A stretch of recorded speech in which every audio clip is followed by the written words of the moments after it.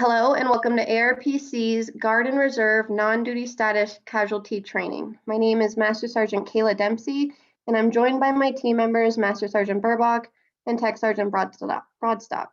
This training is for both Guard and Reserve units. Any differences in the processes between the components are noted in the presentation.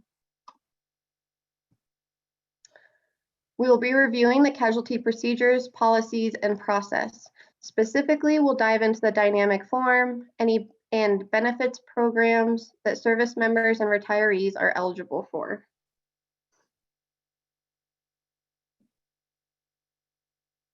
Our office's main priorities are working with military members on RCSBP elections when they become eligible, and working with the CAR or family member on the RCSBP claims. We also work SGLI, FSGLI, and SGLI claims. We give SOES access for reserve members, SGLI debts for retired or separated members only, and congressionals and BCMRs. The programs listed below are inquiries we often get in our office, but we do not work these programs and will direct the members back to the unit level.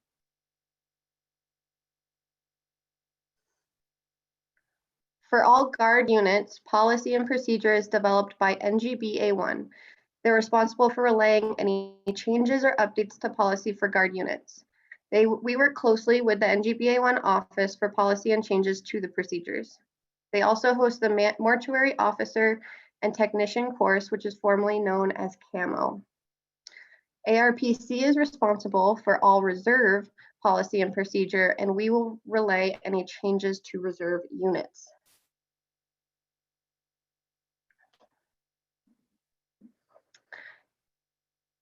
It is ARPC's responsibility to determine if the service member was eligible for benefits on the day of death.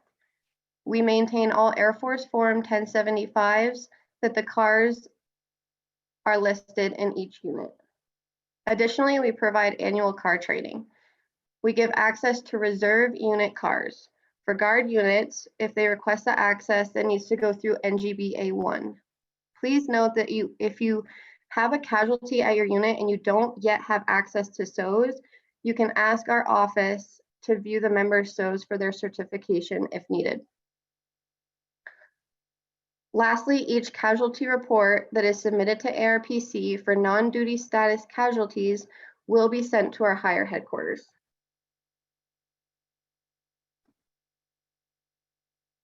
For unit commander responsibilities, they appoint the CARs at their units. They also ensure host-tenant support agreements that are in place between REGAF, Air National Guard, and Air Force Reserve Force Support Squadrons. We see this on bases such as Buckley Space Force Base, where you have a Guard unit, a REGAF unit, and a Reserve unit. If an AGR or member on order passes, the REGAF unit will assist with that casualty. For IMAs, it can be difficult to determine the assigned commander. In these cases, please reach out to RIO and they will assist you in determining the designated commander.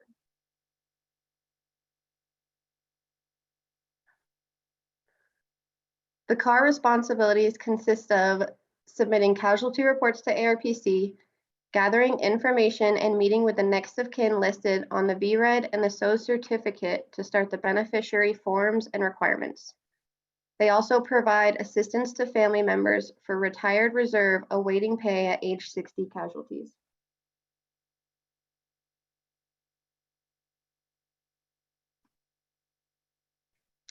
Non-duty status is a member who is in the Air National Guard or the Air Force Reserve who is not serving on active duty orders, such as AGRs, deployed airmen, members on ADOS, on active duty for training, or inactive duty for training.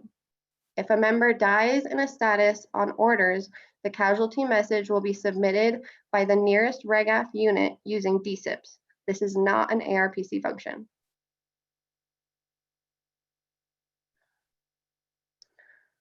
Within 24 hours of notification of a duty status of an airman's death, the CAR will submit a casualty report to the ARPC using the dynamic web application. ARPC will respond confirming we received the report. We will then reply to you with a statement of the required documentation for that specific case. We understand that this documentation can take time to retrieve, especially the death certificate, which can take days, weeks, or sometimes even months. If you have any questions or concerns on a casualty case, we have a casualty business phone and our org box that you can contact us directly at.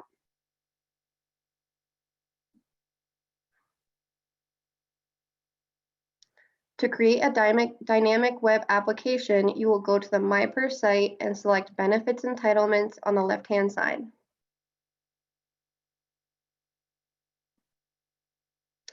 Under the survivor's information, you will select Non-Duty Status Casualty Reporting link.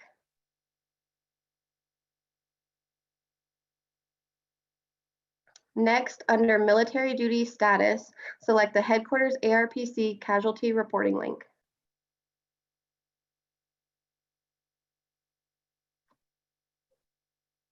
The web application will have you fill out your initial screening, the casualty report, and the initial casualty report submission.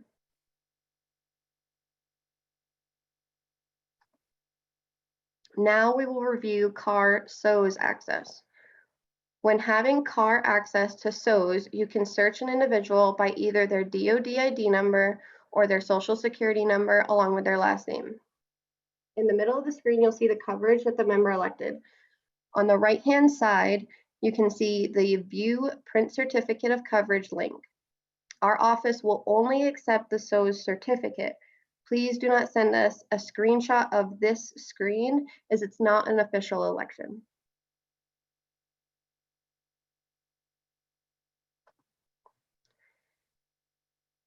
If you get an error that states no coverage certificate found, this means that the member logged into SOES, updated their amount and beneficiary information, but did not confirm and certify. A member must confirm and certify for their update to be official. If they select update and close out of SOES, the election will not become official and it will not be submitted to record. As you can see, above the election coverage, it states the member's name, social security number, DOD ID number, and the date of last updated. If it states last updated, this means the member never certified. If the member certified their election, that wording would change to last certified. Please note that each time the member certifies a new election, that certificate will be sent into the ARMS. If you're unable to log into SOES, their last election will be accessible to you in ARMS. We recently just had a case that a member only updated their SOES and never certified it. We had to go into ARMS to find the Inc. SGLI form from 2015, which resulted in the life insurance beneficiary was different than what they had updated on SOES. So the member elected on SOES to have their spouse, but unfortunately, since we couldn't accept it because they didn't certify it, we had to go by the 2015 form, which the beneficiary was their mother. Please make sure you and your members are certifying your elections and not just saving the update. If you're notified of a retired service member that died, always remember that retired or separated members receive an extra 120 days of SGLI after the day of retirement, separation, or release from duty. Their SOES certification will be located in ARMS. Our office compares the SOES SGLV 8283 form with the LES statement. We verify that the member was paying for the insurance and if they accrued a debt. Once we gather all the documentation from the CAR, we forward it to SGLI, who determines each service member's eligibility. We will notify you once all forms have been submitted to SGLI and the amount of days the payout could take. If SGLI has any questions on the claim, they reach back directly to ARPC with follow-up questions or concerns which could delay the payout. We will notify units if there are any issues with the claim or if there's been a significant delay. The forms required can be different depending on the type of claim. If the beneficiary is a spouse versus a minor, we will request additional documentation. We will notify you in a MyPERS incident what is needed for each case, or if SGLI is requesting further documentation.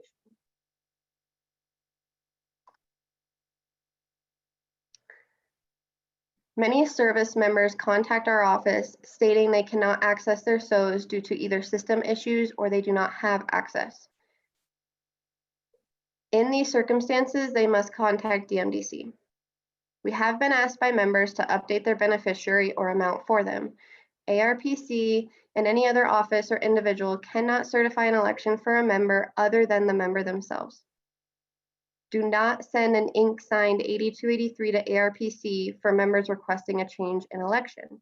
Units will update MilPS and send the document to ARMS.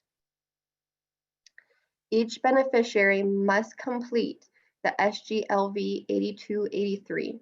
For example, if you have a service member who had two primary beneficiaries, such as the mother and the mother and spouse must complete separate 8283 forms.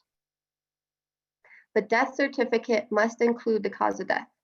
Prudential will not accept a death certificate if the cause of death is pending.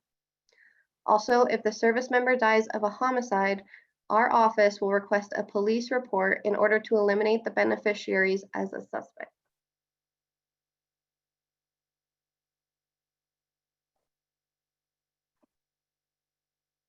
An FSGLI claim will start with the casualty report using the dynamic web application.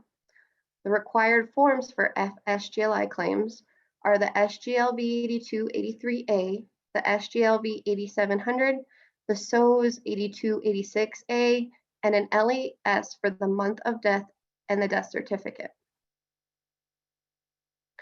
Child coverage is an automatic as long as the member is already enrolled into FSGLI. For example, if the member is married and enrolled into FSGLI, and if they have children at a later time, the children are automatically covered. There's no need for the member to go into SOES and edit their FSGLI to add their children. For a stillbirth requirement, in lieu of a certificate of stillbirth or certificate of fetal deaths, we accept hospital facility records. These cannot be from the physician's office. These records should contain the name of the facility and the mother to validate the information provided on the report of fetal death. If the fetal weight and gestational age is not on the actual certificate, we will need a copy of the medical records or physician hospital statement providing the same information.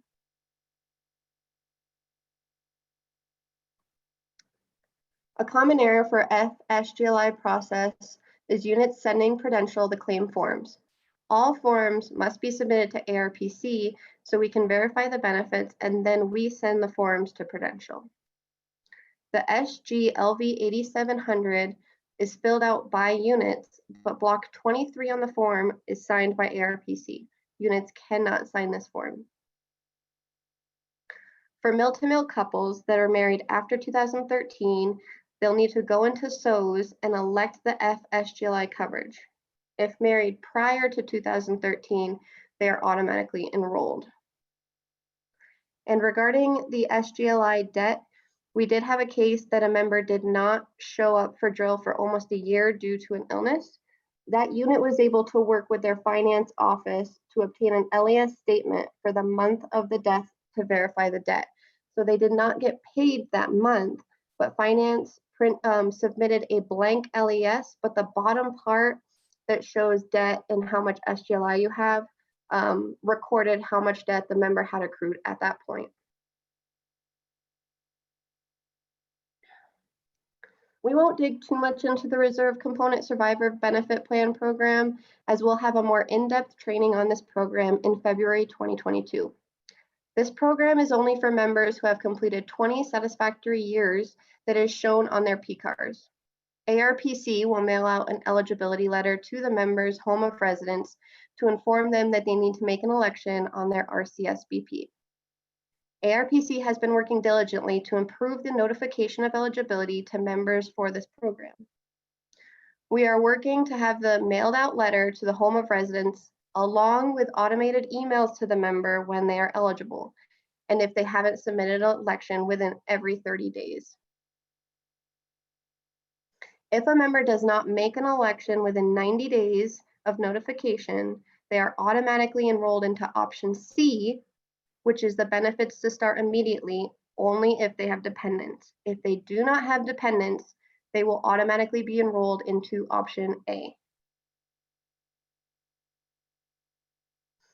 If a retired member is in pay status, the beneficiary needs to submit the RCSB claim through DFAS. If a service member in your unit that had RCSBP election or a retired member in the gray area awaiting pay dies, the following documents will be submitted to ARPC for the RCSBP claim: the DD Form 2656-7, the W4P, the direct deposit form, the death certificate, and if the former spouse is a beneficiary of the marriage, is the main beneficiary, then we require the marriage certificate along with the divorce decree. The casualty report will be reported using dynamic web application. After gathering the required documentation, we will submit the claim to DFAS for the beneficiary. Again, this is only if they are not in retired pay status.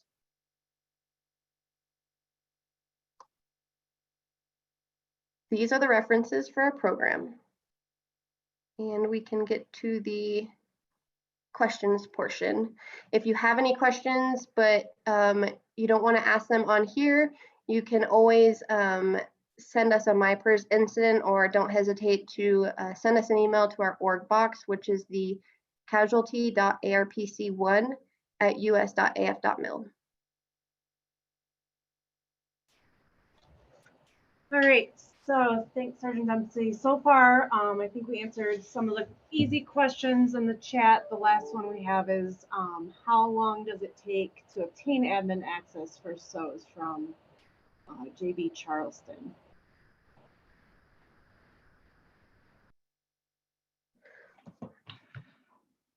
Burbach? Yeah. Hey, this is Sergeant Burbach. Whoever, I didn't see a specific name on the person that sent that. This came from June-based Charleston. But if you send an email to the casualty org box, the person's name, the casualty rep requesting access, and a MyPERS ticket number if you have one, if you submitted it that route, and we'll research it and provide a response.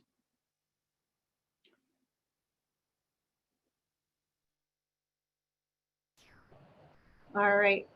The slides, we will be providing the slides through either email or posting them and sending the location out through email. So they will be available after this, along with the recording out there.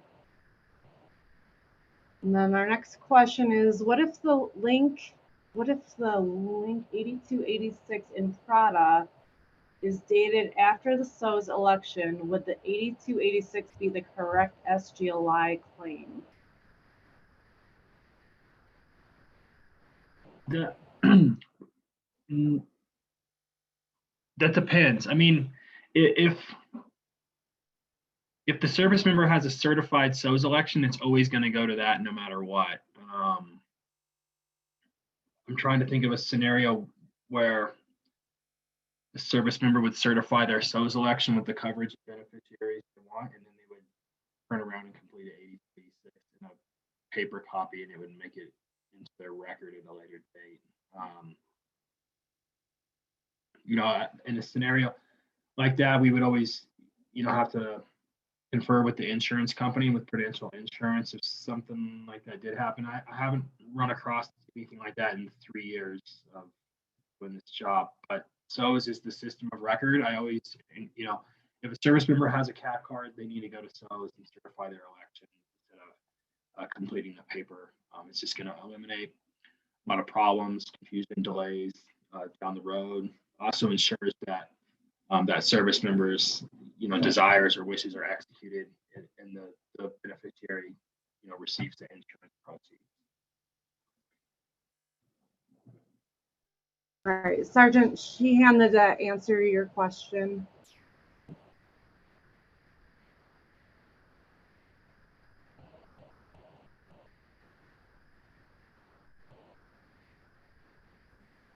Okay.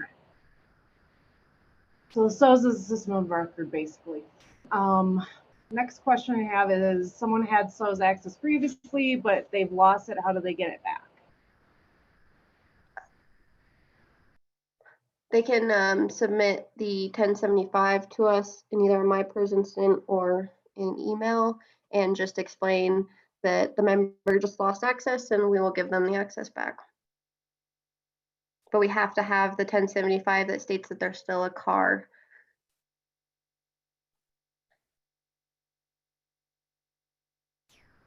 All right. Great. Next question, what are all the recommended web applications or system applications accesses that you recommend CARs have other than SOES, Prada, and virtual MPF? Well, I know in the force support that I worked at unit level, only one person in the force support had access to ARMS, maybe two. I would recommend that the CAR have access because I've been there where it's like 4 o'clock at the end of the day and you find out about a casualty, so you have to gather the information as best as you can. Or if maybe that one person is on leave, because you can get far more documentation on ARMS than you can on Prada. That's my recommendation. And then obviously having SOES.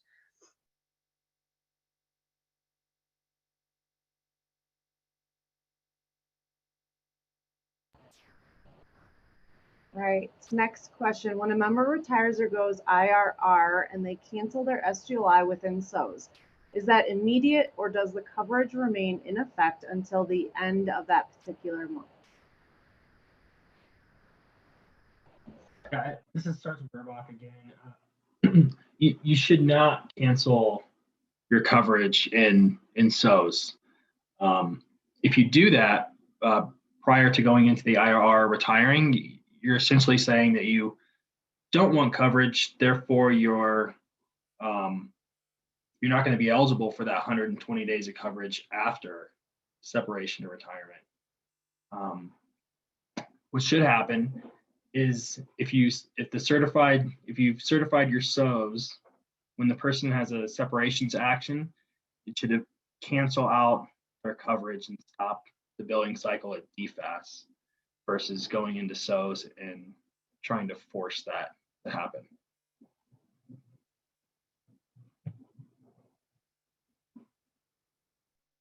Did that answer that question?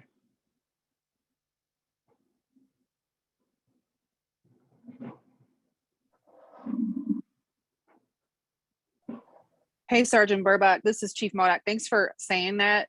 But I wanted to just open that up a little bit more for conversation because I know that has been something that for years and years, people say that, oh, you should cancel it. No, you can tell the member, hey, if you're going into this status, if you would like not to have a debt, but remember, you won't have coverage either.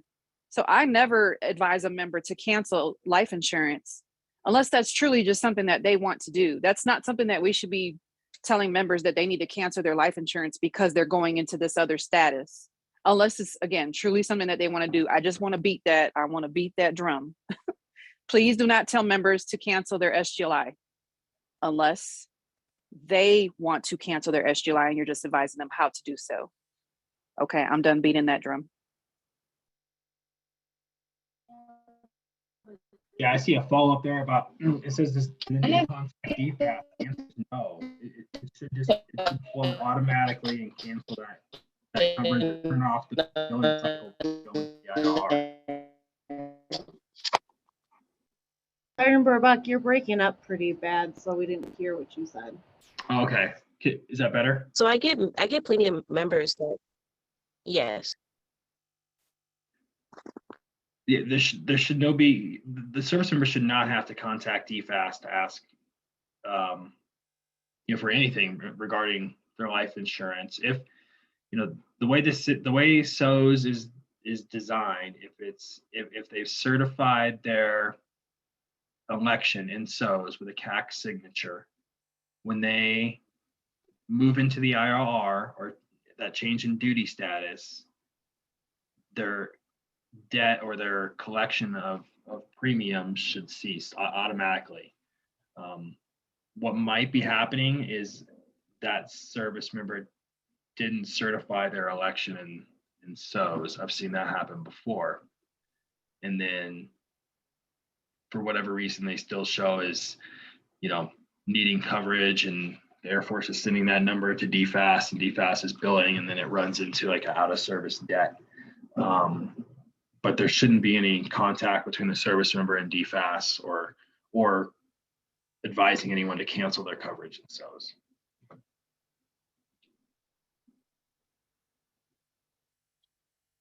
This is Master Sergeant Severe. So I have a question more. So normally when members separate, after they've separated, we've always get contacted by them saying that they've received a debt or is in their credit. So what do we do in that instance? Because it seemed like there's been like more than a lot of people doing that. A lot of times, let me explain a little bit about that. And some of the maybe even experienced PSMs that are on the call, if there's any on there, what'll happen is on the RC pay file, if the separation does not commence, then you'll see a CMS case as well with those SGLI over 40 debts. I don't know if that's ringing a bell for folks. Yes. That's something that just didn't happen, and it just needs to be completed on the pay side. So once it is completed properly, once that is completed properly on the DJMS side, on the pay side, that debt will go away, unless it's truly a debt. So when it is truly a debt, let's say, here's another example. The member was a ghost, or it took, the wing a long time to process either an admin action or so on and so forth, and they remained on the books. And they were covered. They still had life insurance. That's and then they didn't get discharged for, the effective date wasn't until another year later. So they didn't have a paycheck for the premium to be drawn from for a whole year, for an example. Okay, that's a true debt. Okay, they were covered for life insurance. If they would have passed, that would have paid out to a next of kin. So in that case, that's a true debt. But sometimes it's not a true debt. So once the actual separation action takes place and commences, it will go back and cancel out the debt. So there's a couple of different ways those types of cases can go. Hopefully that sheds a little bit more light on that situation.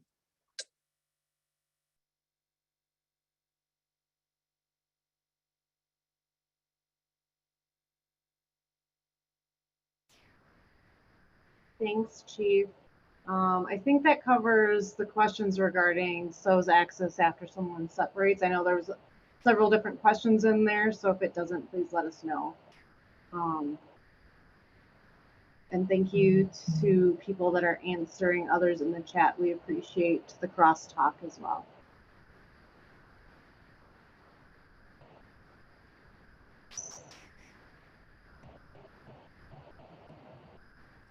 And whoever's asking for the dynamic form link, I put that in the invite to this class, and I'll send the slides out to all your FSS superintendents. It's hard to know who all of you are by name to send you a direct email. That's why I utilize your all of the AFRIC FSS superintendents listing and the Air National Guard FSS superintendents listing, just because I don't know who all of you are, and I apologize. And some of you have like titles, so I don't know who to send it to directly. And there's like 90 some participants on right now. So it's just easier, in case you're wondering, it's just easier to for me to come back after the class and provide the slides to those two email listings, which actually ends up being hundreds of people's name. So hopefully you're getting that information. You're here on the class, so I'm assuming that you at least got the invite to come here. And I hope that the slides will be provided as well. If I could drop them into the chat, I would do that, but I am not, unless I'm not able to do something. I don't know if my team, if you guys see a way to drop them into the chat. I know on Teams we can, but I don't see that here on the Zoom Gov. I'll defer to the team on that particular question. I don't see any way to do that either, Chief. Okay, sorry.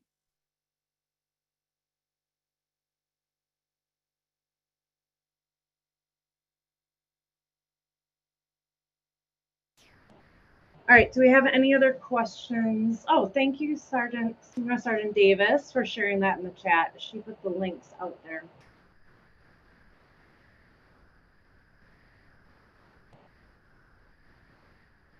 All right, question, will this training be offered again via Zoom soon? Unfortunately, sound doesn't work at all on my end this time. Well, first off, apologize, it's not working on your end for the sound. We are actually gonna start posting our trainings that are recorded, which is why we recorded this one. So at this point, we will not be doing a live Zoom in the near future, maybe next year if things change and just provide additional updates. But at this point in the near future, there's not a live Zoom, but we will get the recording posted out there. And just as Chief said, we'll send the same email out to let you know once that's posted. We don't have it, or actually, Chief, I'll defer to you. Yeah. So the question on the training for the RCSBP that Sergeant Dempsey mentioned in February of 2022, Chief Modoc sent the calendar year training schedule, calendar year 2022 training schedule out to the superintendents, that same email distro group, and they should have it. If not, please let us know. But they should have it for you guys. We're going to start using the third Wednesday of the month to brief different topics. So please ensure you're tracking that training and sharing that with your counterparts.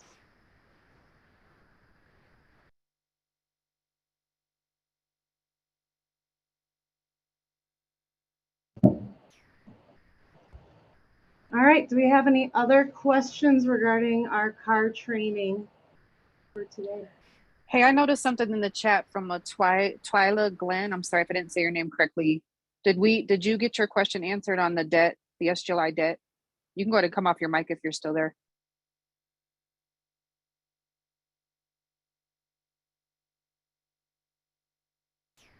She responded yes. Okay, thanks. Thanks, Chief, for tracking that.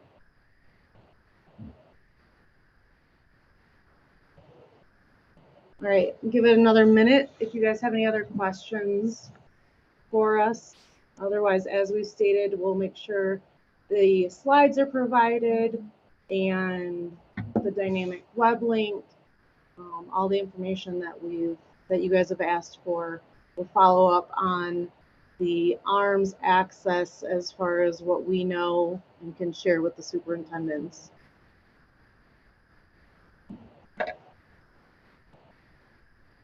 Thank you. We appreciate the feedback. So yes, if you have any feedback on how the briefing went or anything you'd like to see for future briefings, please let us know. We appreciate all the feedback we can get and what we can do to help you and support our airmen and provide the best customer service across the personnel career field.